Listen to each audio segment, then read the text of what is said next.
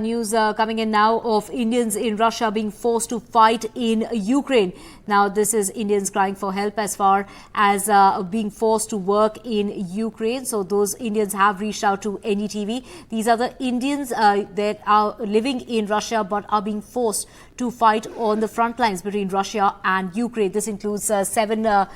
young people, 6 from Punjab and 1 from Haryana, who've been trapped in Russia and reportedly are being forced to fight the war in Ukraine, have reached out to NDTV for help.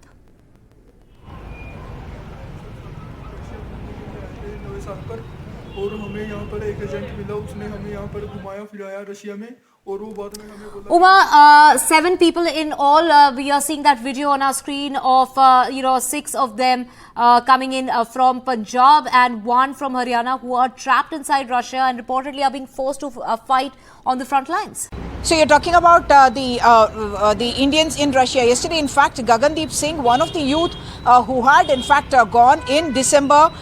to Russia, he had called us up and he had sought our help. He had sought NDTV's help to try and return, and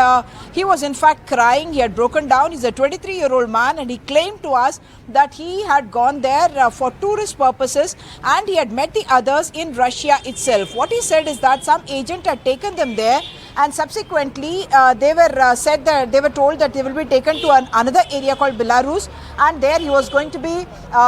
they were going to be shown around, but they were dumped there, he says, on the highway, after which the Russian police caught them and took them and put them away in a confined space for 2 to 3 days. They were not even given food, and then subsequently he said they were given the option of either joining the Russian army or told that they have illegally entered the area and therefore they would go to jail for 10 years. And they were made to forcefully, he says, sign a contract that was written in Russian, and according to him, they were told that the contract has mentioned that they will be either made to work as cooks or as helpers or as